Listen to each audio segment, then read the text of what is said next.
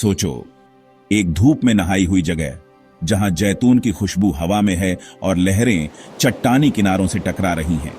यह है प्राचीन ग्रीस, रंग बिरंगे शहरों, बहादुर योद्धाओं और दिलचस्प कहानियों की भूमि। ये वो समय था जब देवी देवता मनुष्यों के बीच रहते थे और उनकी कहानियां पीढ़ी दर पीढ़ी चलती थीं। लेकिन इन मिथकों और कहानियों के बीच सोचने का एक नया तरीका उभरने लगा। ये था पश्चिमी दर्शन का उदय। दुनिया को मिथकों और कहानियों के बजाय तर्क और अवलोकन से समझने की कोशिश। मिलेटस के हलचल भरे बंदरगाह शहर में थेल्स नाम का एक आदमी रहता था। वो कई हुनर वाला इंसान था, एक व्यापारी, एक राजनेता और सबसे महत्वपूर्ण, एक दार्शनिक। थेल्स कुदरत को गौर से देखने वाला इंसान था। वो दिन रात के चक्र, ज्वार भाटे और पेड़ पौधों और जानवरों के विकास के बारे में जानने को उत्सुक था।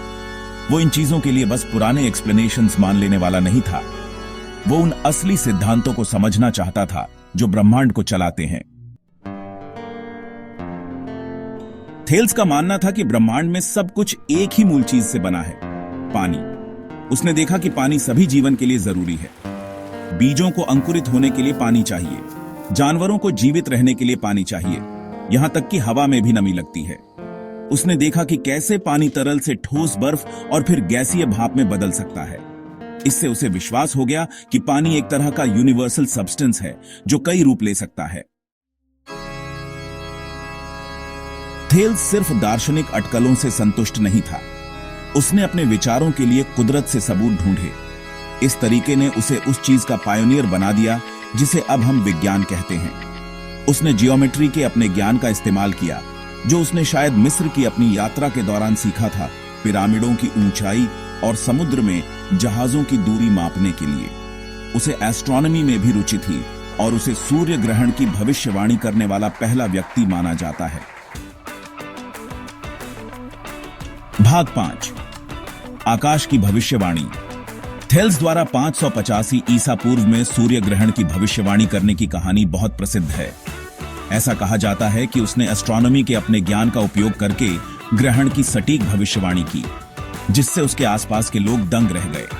उसने जो तरीका इस्तेमाल किया वो अभी भी एक रहस्य है, लेकिन उसकी भविष्यवाणी ने इतिहास में एक प्रतिभाशाली व्यक्ति के रूप में उसका स्थान पक्का कर दिया, जो ब्रह्मांड के रहस्यों को सुलझा सकता था। इस घटना ने कुदरत को समझने में अवलोकन और तर्क की शक्ति को उजागर किया। भाग 6, एक तारा निहारक की गलती। अपनी गहरी समझ के बावजूद थेल्स की जिंदगी में मजेदार पल भी थे। एक किस्सा है कि वो एक रात घर जा रहा था। उसकी नजर तारों पर टिकी हुई थी। वो आकाश को देखने में इतना मग्न था कि उसे रास्ते में एक कुआं दिखाई नहीं दिया और वो सीधा उसमें गिर गया। ये छोटी सी कहानी हमें याद दिलाती है कि सबसे महान दिमाग भी रोजमर्रा की गलतियां कर सकते हैं। ये ज्ञान की खोज के प्रति थेल्स के समर्पण को भी दर्शाता है, भले ही इसका मतलब कभी कभी गिरना हो। भाग 7, थेल्स की विरासत। हालांकि थेल्स ने कोई लिखित काम नहीं छोड़ा, लेकिन उनके विचार उनके अनुयायियों के माध्यम से आगे बढ़े और पश्चिमी विचारों पर गहरा प्रभाव डाला।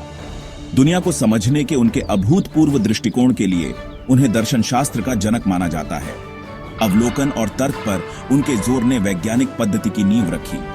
सभी अस्तित्व के अंतर्निहित मूल सिद्धांत की उनकी खोज आज भी दार्शनिकों और वैज्ञानिकों को प्रेरित करती है। भाग 8, चिरस्थायी सवाल।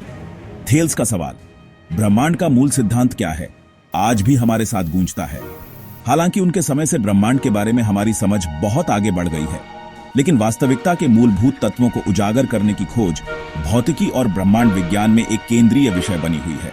परमाणु से लेकर हिग्स बोसोन तक ब्रह्मांड के अंतिम घटक की खोज जारी है। भाग 9, निष्कर्ष, लहरदार प्रभाव। प्राचीन ग्रीस के जिज्ञासु व्यक्ति थेल्स ऑफ मिलेटस ने जांच पड़ताल की एक लहर शुरू की, जो आज भी हमारी दुनिया को आकार दे रही है।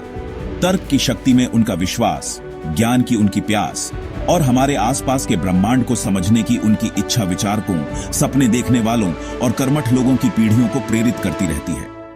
उनकी विरासत हमें याद दिलाती है कि खोज की यात्रा एक ही सवाल, जिज्ञासा की एक चिंगारी और परिचित से परे देखने के साहस से शुरू होती है।